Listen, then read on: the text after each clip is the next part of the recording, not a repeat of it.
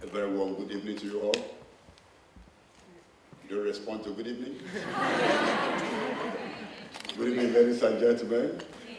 Good evening, brothers and sisters. Good evening, in-laws and outlaws.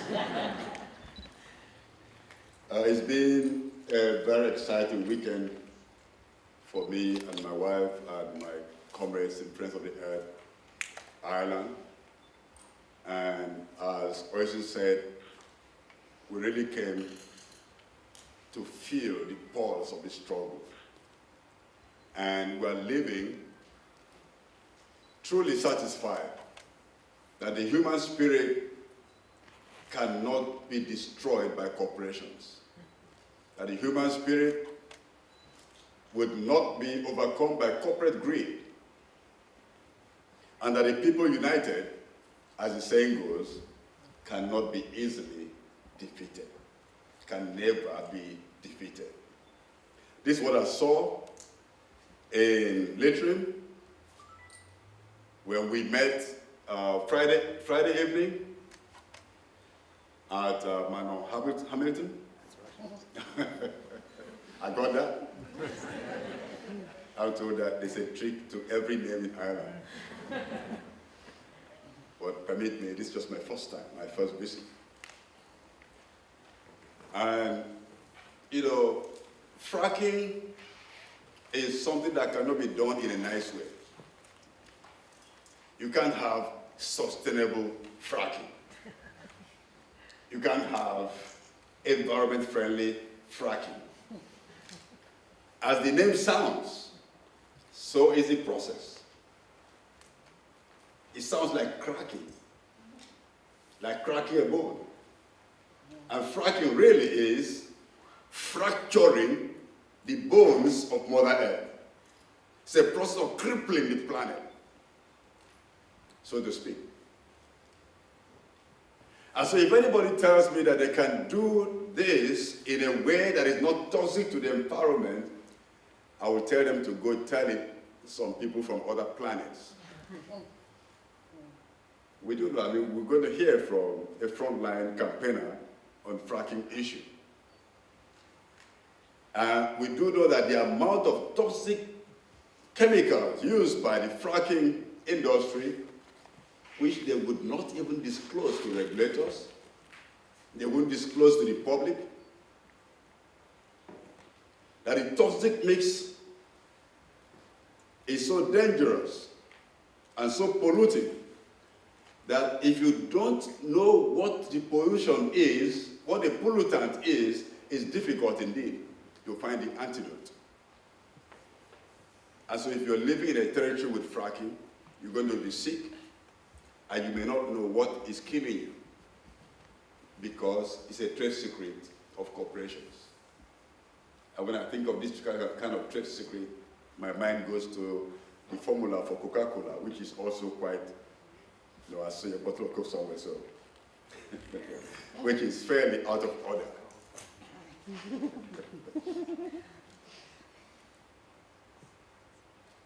Now, what really struck me in Leitrim is that the farmers have clearly, the people have clearly identified the fact that farming is an occupation that is productive, that sustains them, sustains the planet, and that should not be fractured. But the industry and the policymakers and the government appear to think otherwise. And now the question we ask in the environmental justice movement, that who runs the show? And that takes me to what is all over the communities, the towns and villages of Erris in County Mayo. Almost on every electric pole you see a sign, no consent. No consent. As you drive, as you walk in, you see no consent, no consent, no consent everywhere. And yet Shell is pushing on with the gas refinery.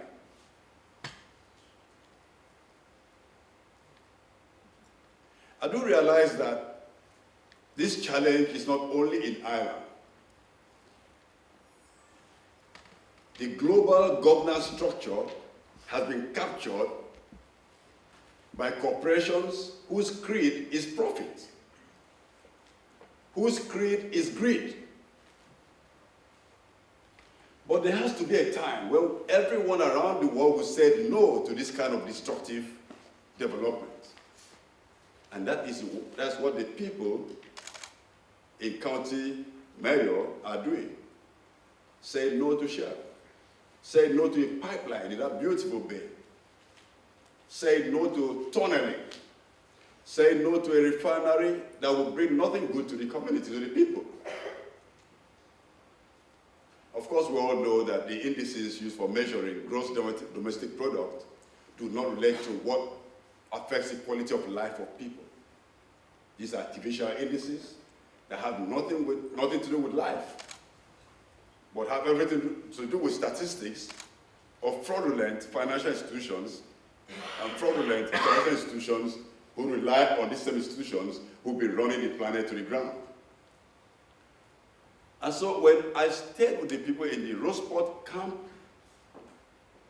and the people in the communities represented here by the chief himself, I feel personally energized and angered at the same time.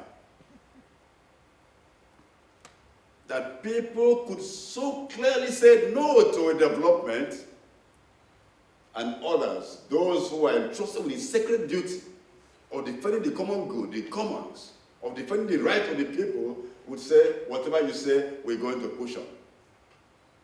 But the good thing about what is going on the planet today is that people's power is regaining its power.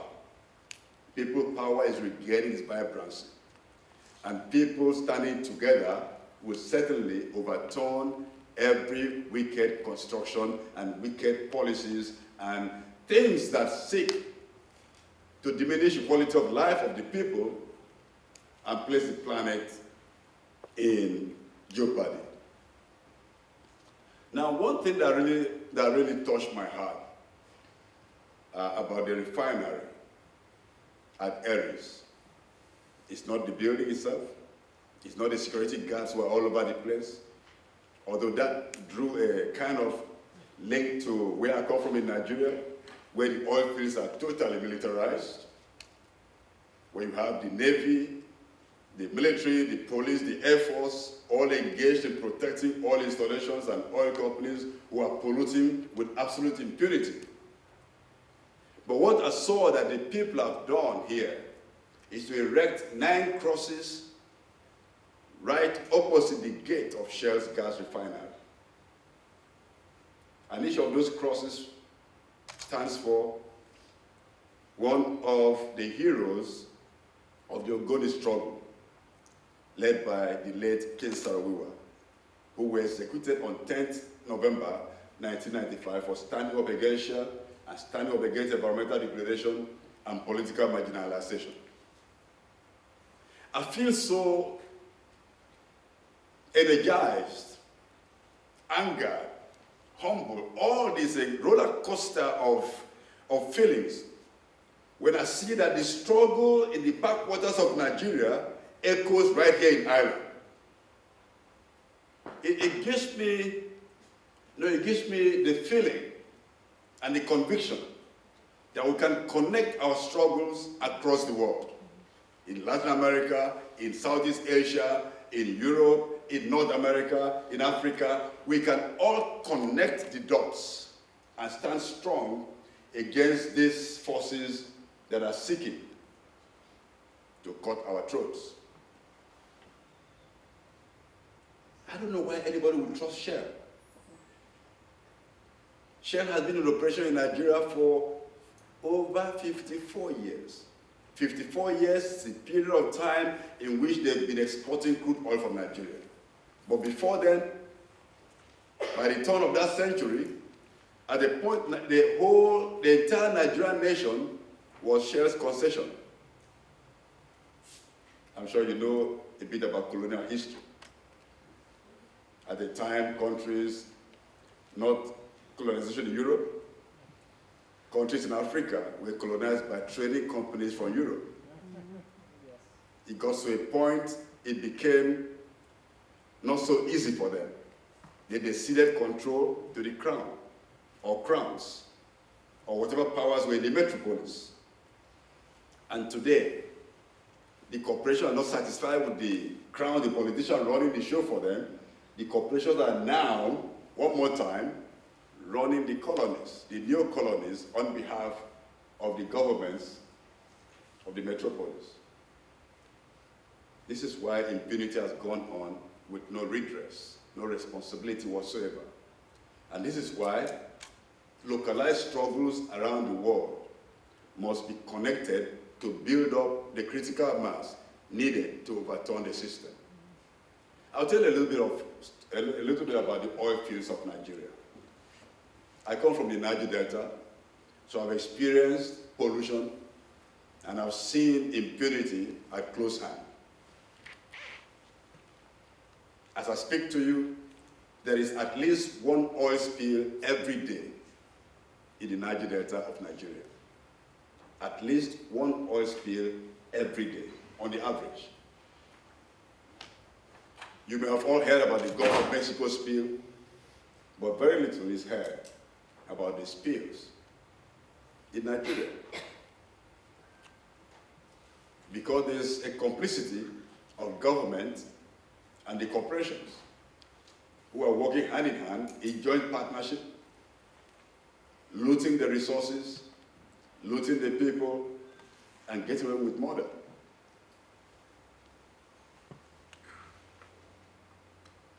The history of oil pollution in Nigeria is best illustrated by Ogoniland.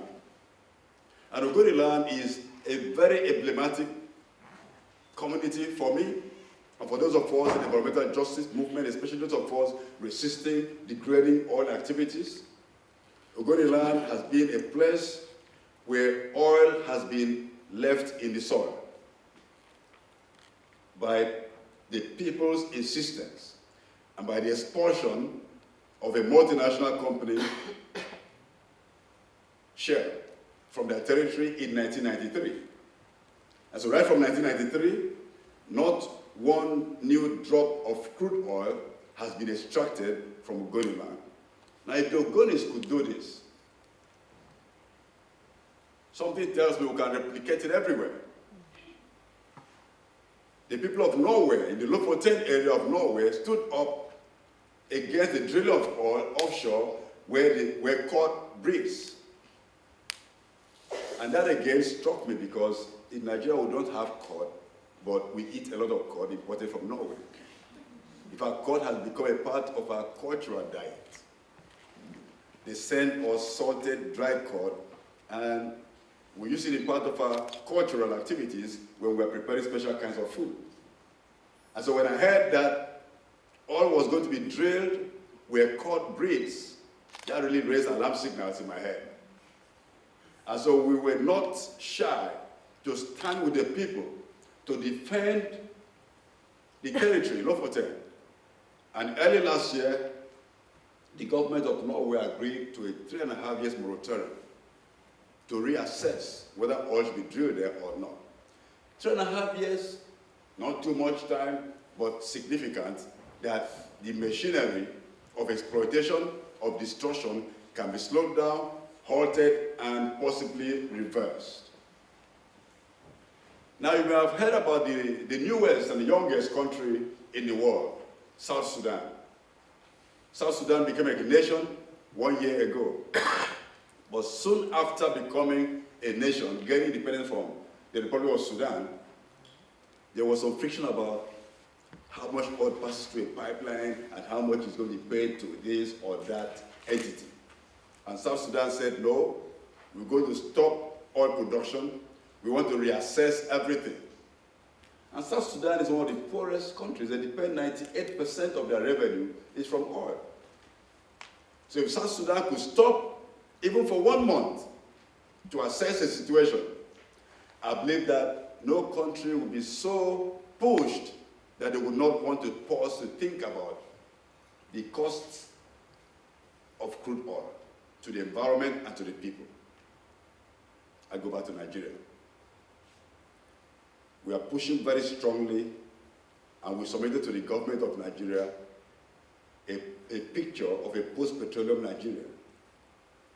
And we campaigned very strongly against any new oil concession. We don't want any new oil field to be opened in the country. And this is I believe we are very conservative when we make this kind of demand. It's not radical at all. If we're radical, we say shut down the oil production, but we say don't open new oil fields. Lord, we ask a simple question. Why do you want to open new oil fields? Is it so that you have more revenue? Or because what is the reason for it? So as to meet somebody's energy security needs? And so as to destroy your own environment? What is the reason why we must expand the oil fields on Africa, in Asia, in North America, anywhere in the world? The same question I would ask in Canada. Why the tar sands? Why the destruction of such a huge territory? Why the poisoning of the First Nation people in Canada? Injustice anywhere in the world is the same, irrespective of the location. So in Nigeria, I don't know how much you read about Nigeria, but I believe you don't read very interesting, very good news. You read about violence, either in the oil fields or by Islamic extremists. You're going to read about oil thefts. And if a journalist is sponsored by Shell to go to the Niger Delta, they will be pointed at local communities who engage in local refining. And I said, these are the people stealing crude oil. But you see, those kind of people utilize maybe a bucket or two of crude oil. But the stealing of crude going on in Nigeria is at an enormous scale. Some people have said that as much crude oil as is being officially exported every day is also unofficially snatched by unknown forces and people. And that is not the local people who are suffering the impact of pollution. And it's not hidden. They are taken in ocean-going vessels. They can be seen. But yet the world is quiet because the world is addicted to fossil fuels. The fossil fuel civilization has gone on, crude oil civilization, for about 150 years now. It was not always crude oil, and it will not always be crude oil. And the Ogoni example shows that if the people stand strong and resolve not to allow further exploitation in their territories, it can actually be achieved. And if more communities will stand up against these destructive forces, I believe mankind will be forced to go the renewable way, which is the way of the future. Now back to Ogoniland. There was a study by the United Nations Environment Program assessing the environment of Ogoniland, and they published a report 1 year ago. And that report validated everything that the Ogoni people have been complaining about. That the environment is so polluted, they could hardly survive there. Now the report by UNEP scientists shows that every water body above the ground and below the ground in Ogoniland is polluted. But that's what the people drink. They have no alternative. Some soils have been seen to be polluted to a depth of 5 meters. And the water pollution in some places, up to 98 places where there were test holes drilled, have benzene 900 times above World Health Organization standards. Benzene causes cancer. 900 times above World Health Organization standards, and people are still drinking that water. UNEP recommended emergency action, but 1 year has passed, no action. So if anybody trusts Shell, then I would really like to hear very, very clearly why that kind of trust is placed in an institution that has displayed that amount of impunity. UNEP reckons that it will require 30 years of consistent investment and hard work using the best known strategies and means to clean up the waters for Ogoniland. 30 years. And 5 years to clean the land. And you should clean the land first before you clean the water. So how many years do we need to clean Ogoniland? 35 years. That is a lifetime. And the UNEP said it will require $1 billion US to set up the mechanism, not to carry out the cleaning, to set up the mechanism for cleaning of the territory. And so all the revenue all that brought to Nigeria from 1958 put together would not clean up the Nigerian environment. So what's its value? What is the value? You know, we go to gas stations, fill up. We don't even see the fuel. They put the pump in your tank. It fills up, you pay some euro and you drive off.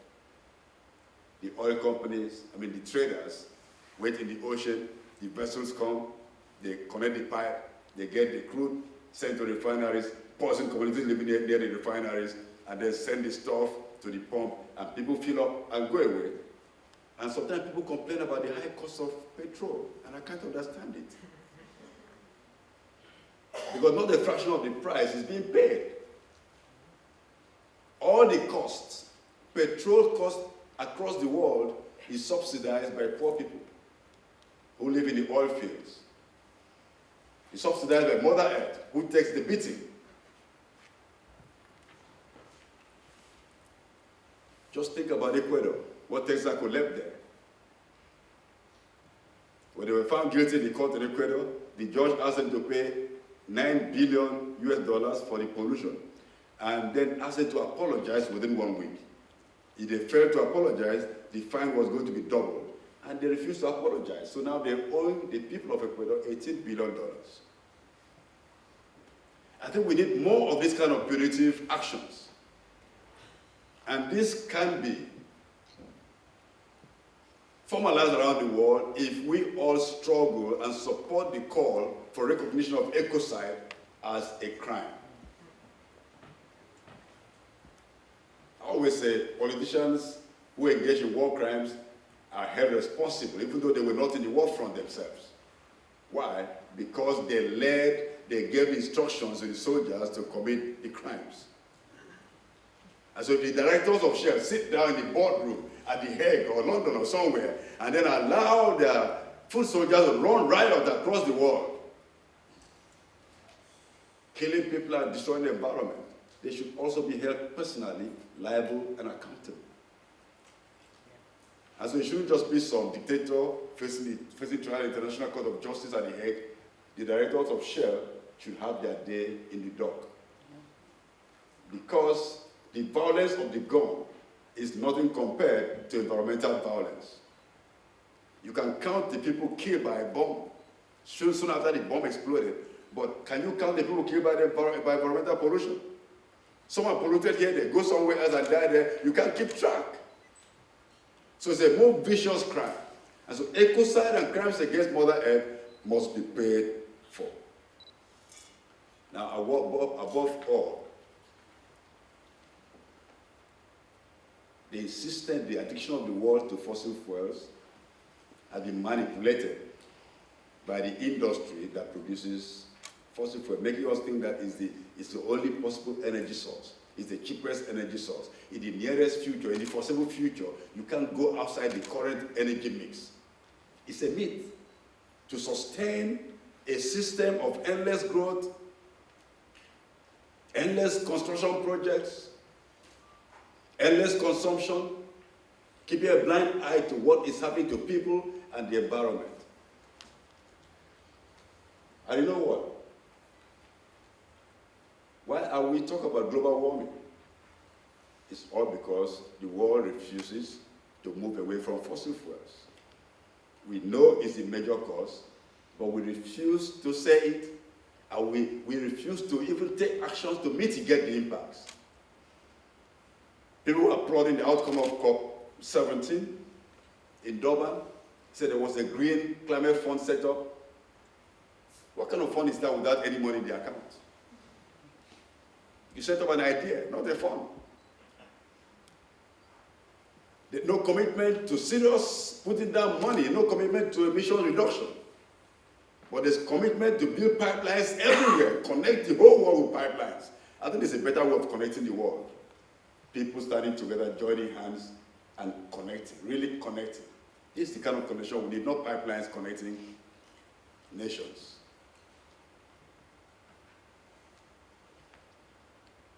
There's more than enough money to combat global warming.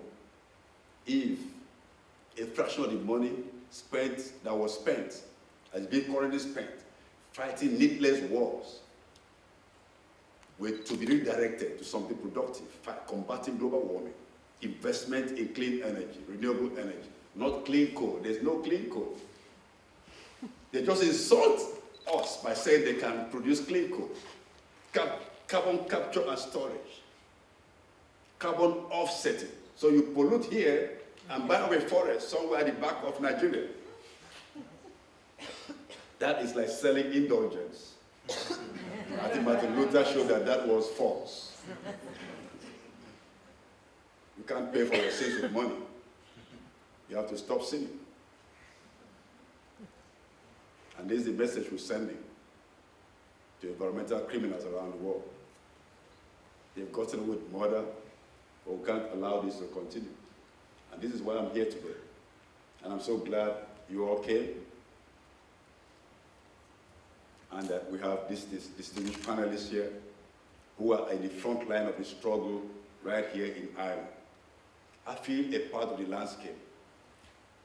I see the beauty in the rural areas, in the towns outside the cities. It's absolutely criminal for anybody to think of putting something degrading in the territory that I saw in the past 2-3 days. You see the beautiful hills, mountains, the beautiful bay, the beautiful rivers, the sea, the green lawns, the sheep, the cattle, you know, the beautiful homes and beautiful people, and then suddenly a big fence by Shell. Suddenly, red caps by Shell. This is a sore on the conscience of humanity, not just a scandal for Ireland.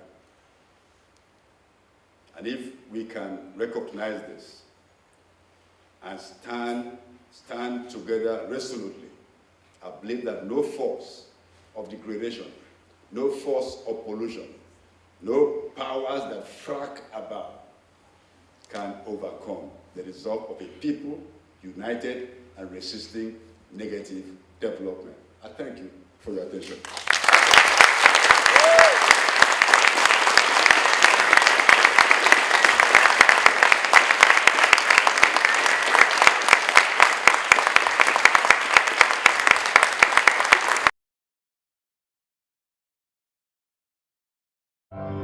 Conversation. Every citizen.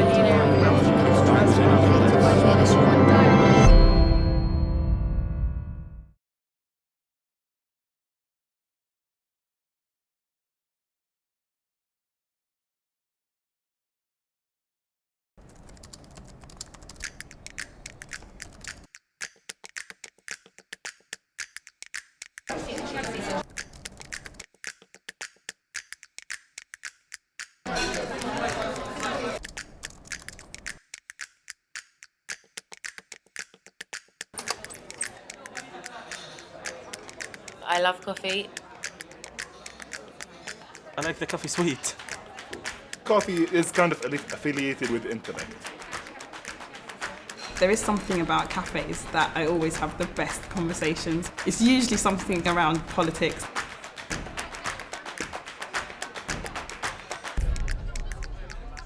In Jordan, coffee shops and coffee is affiliated with a higher level of conversation.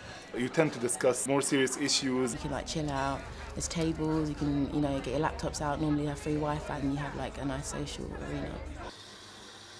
I mostly go there after work in the evening. I spend hours and hours following Twitter and trying to follow the most interesting hashtags in Jordan.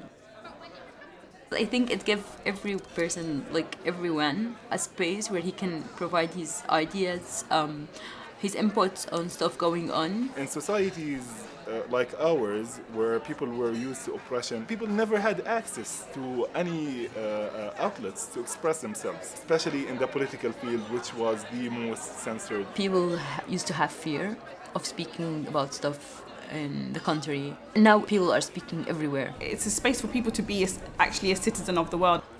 It's very easy to find someone to ask about what's going on in their country, in Palestine and Syria and Egypt and even Saudi Arabia, and they all give me some insights on what's going on around them. Today I could go home, set up a Facebook event and have a protest organised for tomorrow evening. I can't imagine how that would happen without the internet. The internet's allowed us to do is get images and pictures and stories and narratives and blogs of people who historically wouldn't have that voice. Activists and people on the ground have always felt a bit disempowered from mainstream media. Like, mainstream media is controlled by large conglomerates who have their own political agenda. Someone takes a picture, that image is blasted around the world. That's, you know, an inspiration to people around the world. Before you had the democratization of readership, but now it's of authorship, right? So now everybody can post something. Those people are actually there living it, and it gives a personal take on in terms of whatever it is that's going on. The fact that you can put it on the internet, you can get support from other places, and people can show their solidarity.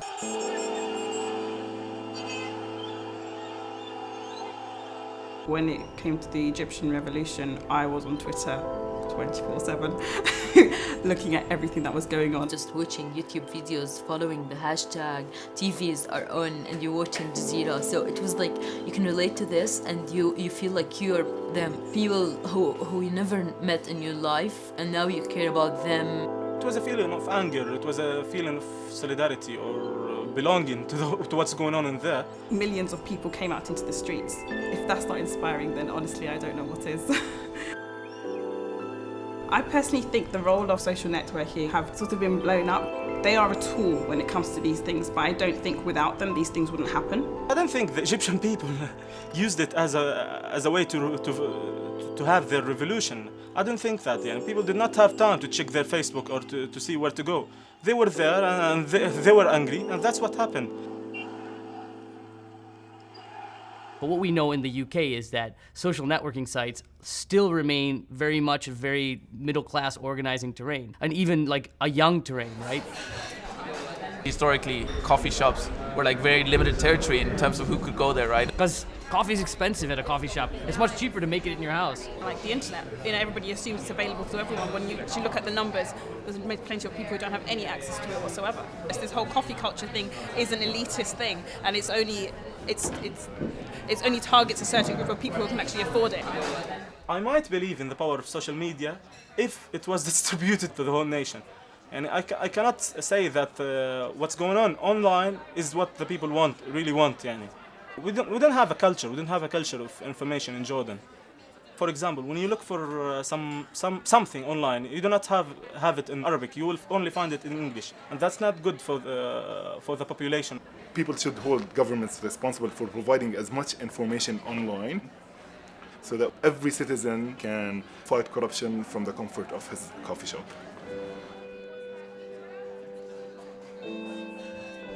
What makes a society democratic or autocratic is how much can you affect the decision-making process.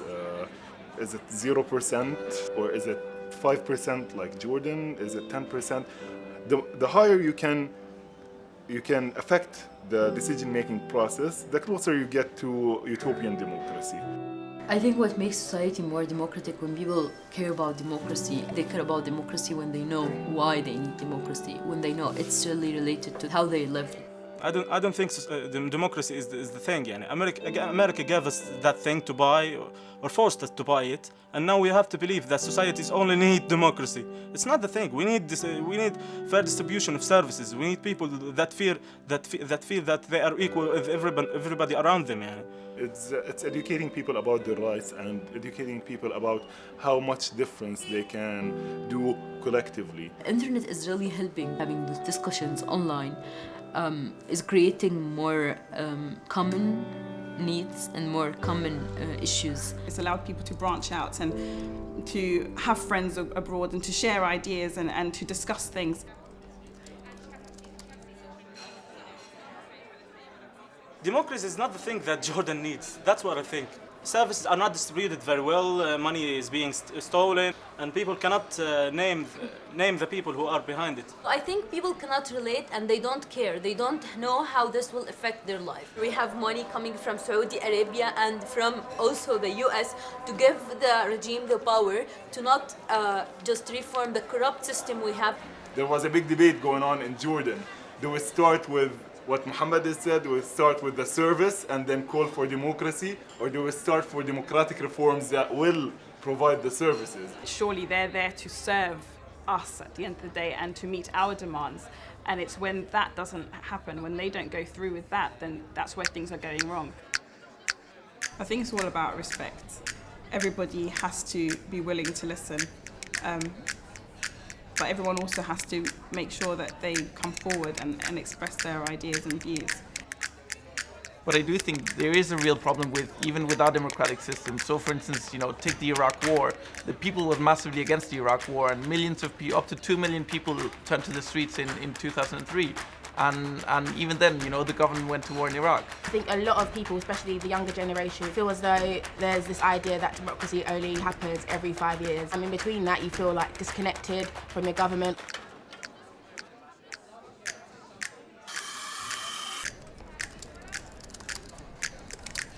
People in authority will always have the tendency to take a little bit of your freedoms if you don't keep fighting for them.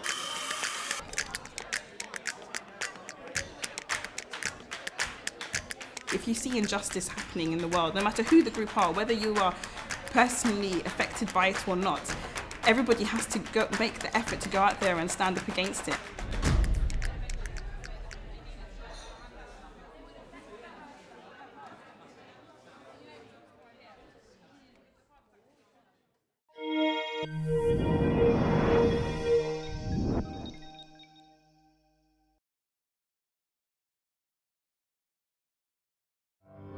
Conversation. Got a message. Every citizen.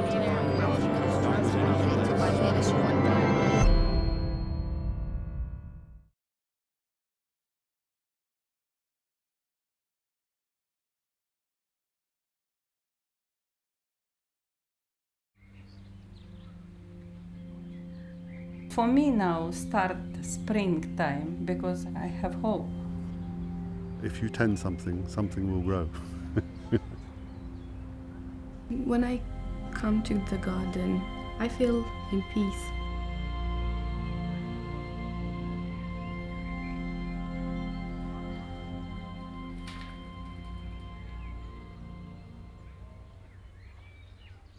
The majority have been tortured for political reasons very often, sometimes because they just happen to be in the wrong place at the wrong time. People have fled that situation because they've reached a point in their lives when there's no alternative. Usually it's either flee or be killed. They've come expecting sanctuary, and often that's the last thing that they found, in fact. The asylum process in this country is generally a very long-winded and painful experience. You feel like you're dead, your emotions, everything. It's all behind you, but it's still haunting you. Like you're crying all the time, of course. And you're feeling sad, you're thinking about home, you're wounded inside. I always was considered a piece of paper, and I had to wait for someone to pick up that piece of paper and look at it and decide. You don't even know whether you'll get a knock on your door and get deportation orders to take you away. And that keeps you very apprehensive. People often talk about going through a process which is dehumanizing. It's not even that they're on the bottom rung on the pecking order, they're not on any rung at all. So they've lost touch with anything that has the potential for growth.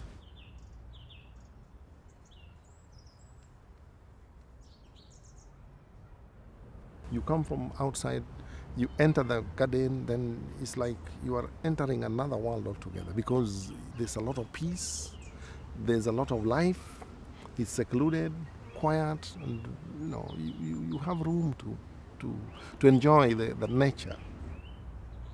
Plants are living things, they are communicating to us.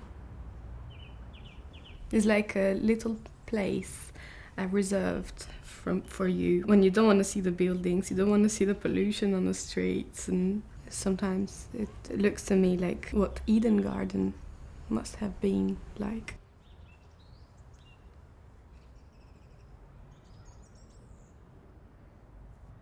I definitely feel different and I act different because I'm in a different place. Back home, my father used to tell me, you dig, plant, weed, and leave God to make the plants grow.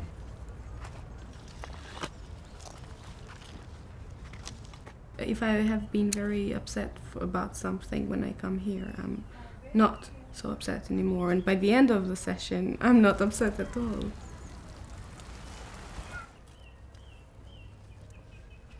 It makes you switch your attention from the bad things that happened that you want to stay aside into things that you want to keep alive. Then there's also some hope. You know, a plant would grow, flower, get the fruits.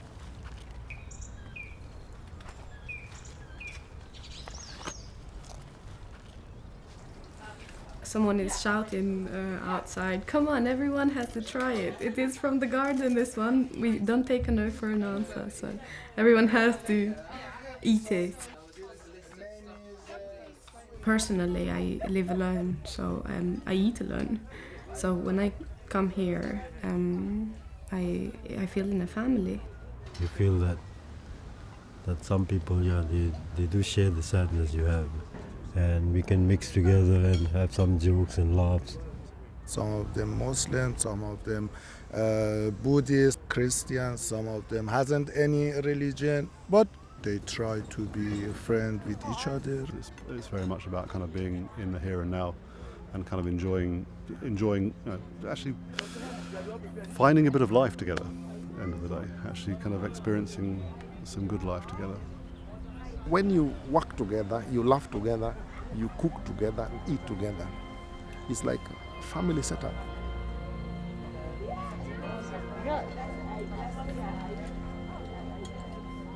When I come to the garden, I just concentrate on looking into the flowers, the trees, everything in the garden, and I start thinking of the creator of these beautiful things. The fact that he created everything for me. I mean, for us all, but for me.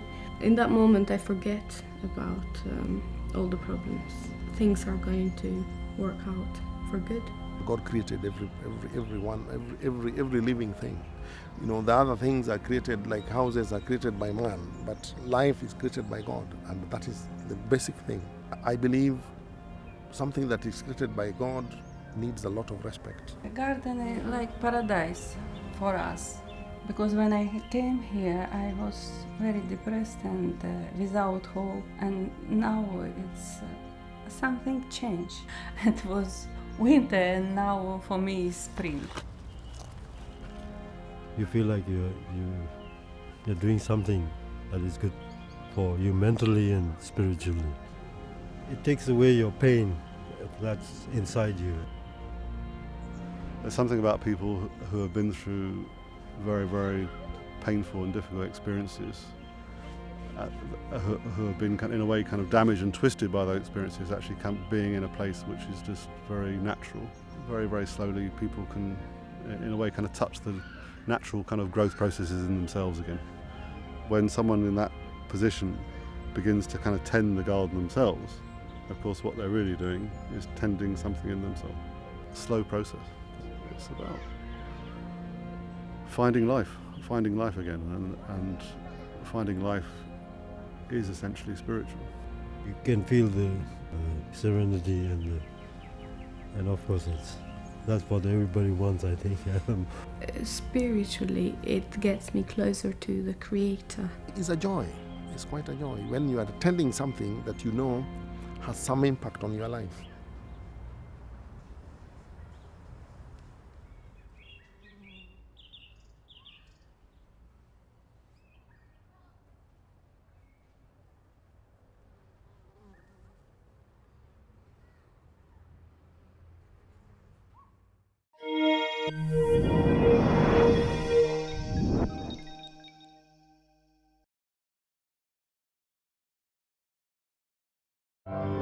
Conversation. Every citizen.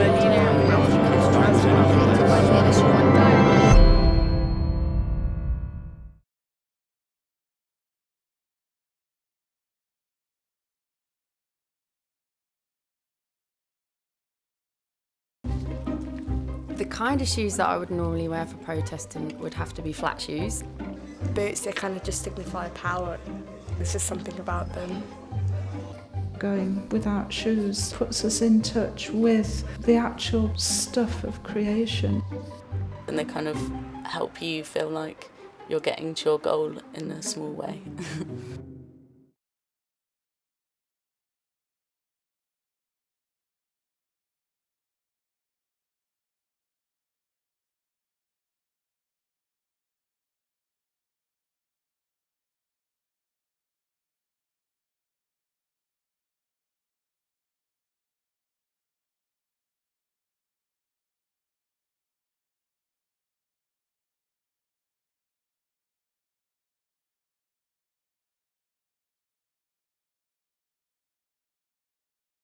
When I put on a pair of my favourite boots, I feel kind of quite liberated. There's just something quite powerful about boots. Today, I think I'm going to wear a pair of sandals, which are nice and comfortable and flat. And they're also red, which I thought was appropriate, being it the colour of socialism. I'm wearing my electric blue Doc Martens.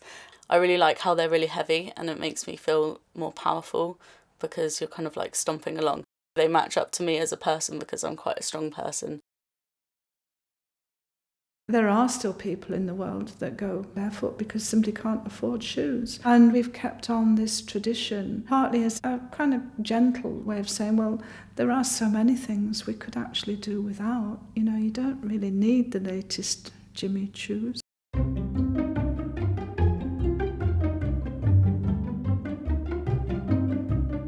One thing I've always been really angry about is how I just walk out my door, I'm just walking to the shop, and people think that it's acceptable to toot me in their cars or shout at me on the street. It's about saying this is actually harassment, and I think it's really important to raise the issue with people what harassment actually is. Today's protest really is to highlight the fact that whilst there are savage spending cuts across the country, you've got 120 billion in tax being avoided by wealthy companies and wealthy individuals who effectively aren't paying their tax in this country. We are an enclosed order, we don't normally go out. We see our calling to stay here within the monastery and to pray for the world. It means that we live a very simple lifestyle without so many things that seem to be considered essential these days. We don't have personal possessions. One of the main issues I campaign about is Islamophobia. 9/11 and 7/7 really kind of woke me up to seeing how people distorted my faith, but also how the media and the world kind of reacted, made Muslims enemy number one basically, and that really motivated me.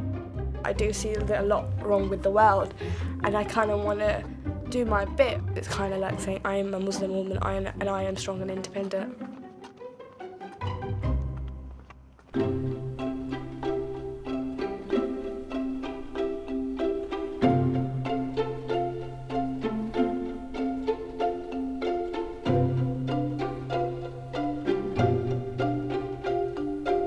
We don't engage with society at large, but we just feel it's our calling in the church to bring all these sorrows to God in our prayer.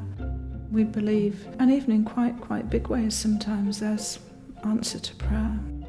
If you do have faith, you'll see amazing things happen around you because you believe in God's presence in whatever's going on. I think the act of walking is really good because it's like reclaiming your streets. Like one of the common chants is whose streets are streets, and it's about saying, look, this is my town as well, this is my place. There is definitely a solidarity globally. Women in all cultures should not have the same fear of sexual violence, attack, Women should feel safe no matter what they wear. If someone chooses to deviate from the cultural norm, then they shouldn't be punished. It's about saying, if I want to dress like this, I should be able to without getting attacked. No matter what situation you're in, when it comes to saying no to sex, no means no. Significance of shoes in Islam, basically you take off shoes when you go to the mosque because it's a sign of respect, because shoes, you are basically touching the dirty ground. So when you enter the mosque, you want to enter it on a kind of a pure kind of basis. And when, you know, shoes were thrown at Bush, for example, basically it's a way to disrespect him, and obviously he doesn't deserve any respect. I think it's always fine to criticise your own society. I think if you don't, then how are you meant to improve it? At the end of the day, it's still fighting for a better society. When you come together in a majority, it just kind of invigorates you. You know that you're not on your own. It just makes your heart sing. Sometimes protesting or taking action or taking industrial action is the only possibility that you have to kind of have a say in the way that society is controlled. Our elections aren't particularly democratic. You know, there isn't much to choose from between the ruling parties, and people feel disengaged and disenfranchised from society, and actually it's about saying to people, you can actually change society.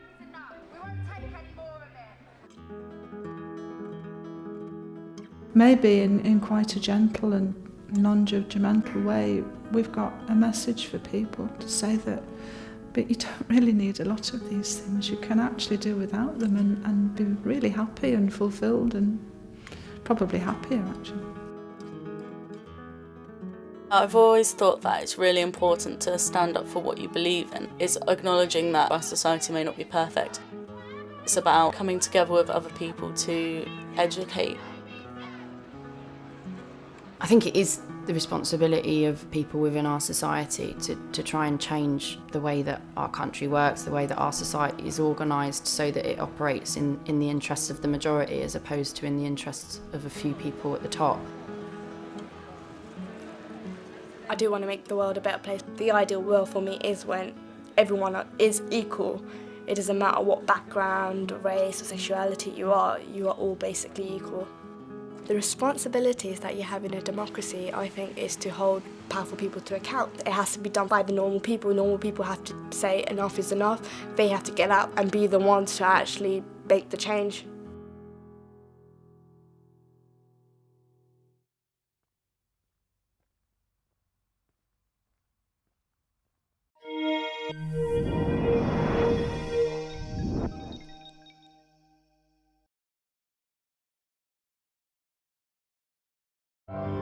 Conversation.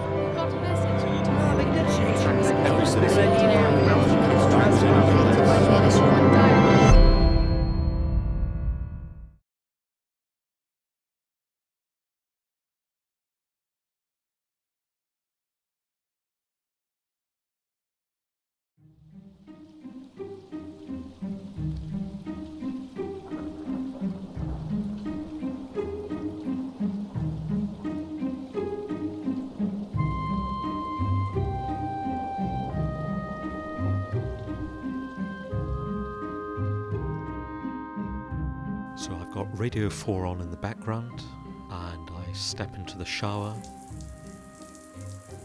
Well, I'll wake up, I'll go to the toilet, so I suppose I'll flush the toilet, and then I wash my hands, splash my face. Shave, brushing teeth. Every time you turn on your tap and something comes out of it. There'll be an inner thought in my mind, should I really be having the water running if I really don't need it? And then I just ignore it and just have a shower. Downstairs to put the kettle on, first coffee of the day. I use quite a lot of water washing fruit and vegetables, and then actually usually put on the washing machine as well. I've got to be honest, I literally do not take it into consideration how much water I use a day. I'm really aware of all the different issues that are going on with regards to natural resources of the water. And it's a bit like, obviously you see famines and things like that on TV, but you'll still eat or waste food. I think I make almost a conscious decision to switch off because I know that it's not affecting me. then you realize how precious this resource is. Because we take it for granted, just like air we take it for granted till we are suffocated. Then we realize, oh, air is important. We certainly are living beyond our means in terms of utilization of natural resources, particularly water being one of the critical ones. There are lots of problems in terms of access to clean water. I don't think they're confined necessarily to the countries of the developing world.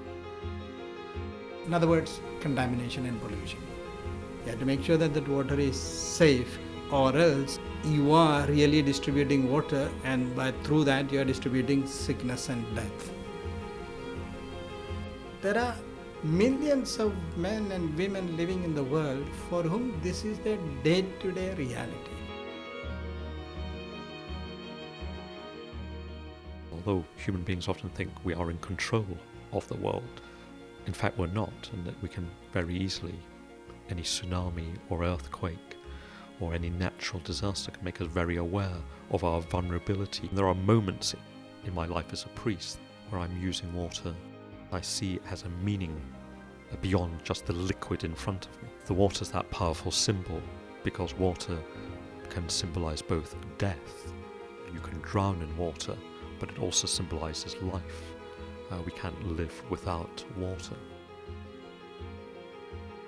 Parts of the world which are already flood prone are likely to be more flood prone. Parts of the world which are already drought prone are likely to be more drought prone.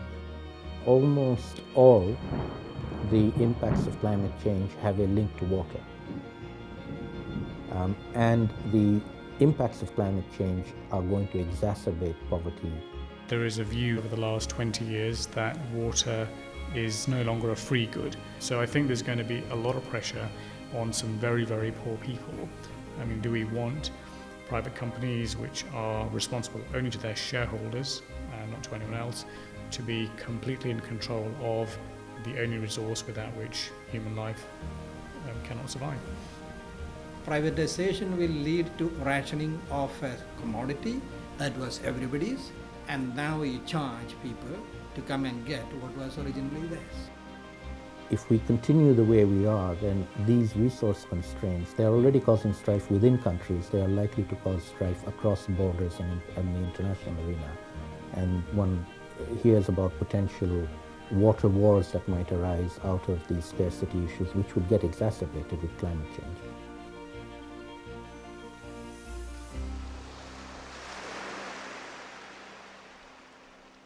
In the Quran, it always talks about water, the significance about it, the importance about it, and water is always connected to heaven. In the Quran, it will always say the river, flowing streams, the garden, the river. That's always heaven. And also in any faith, regardless of what we believe in, we're all the same people. We all depend on the same things in order to survive. So we should always have it and always share it to as many people as that need it, really.